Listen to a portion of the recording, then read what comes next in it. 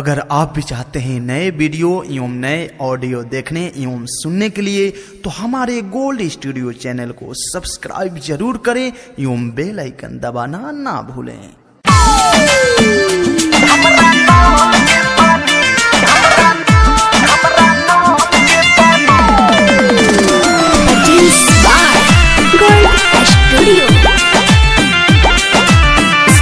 Digital recording studio Patna.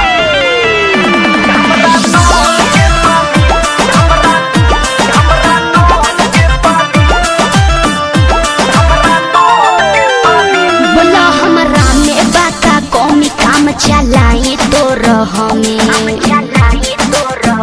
बोला हमरा में बाका कौमी काम चलाए तो रहमे। जवन मांगे लो हम दे देनी कबो हिसाबो नहीं लेनी। लगता डर मोर सिस्टर से काटल चाहे लो जानी।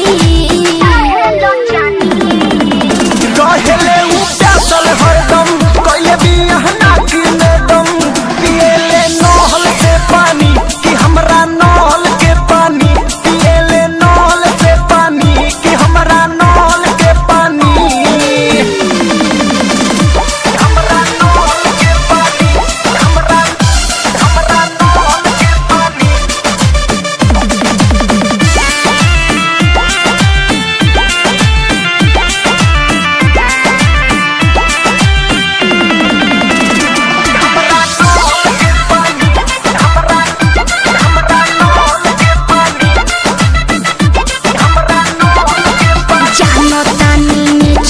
करवावे क्लीन हो। पढ़े लिखे में बिजी रहेले रातों दिन हो। झूठ बोले में तोर बहनिया बिया एक नंबरा। हमरा तोरा बीच में करावल चाहे लफड़ा। कसम कहिले हम छोड़ देब सच कहतानी।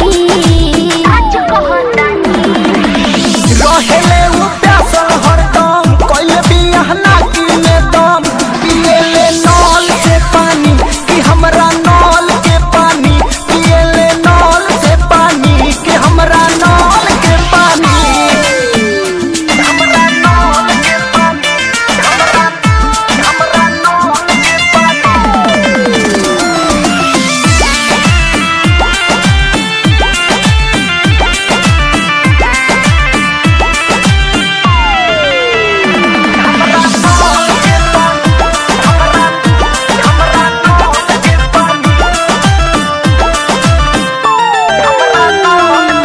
सुनो सेल संगम बीजी रहेले घर में।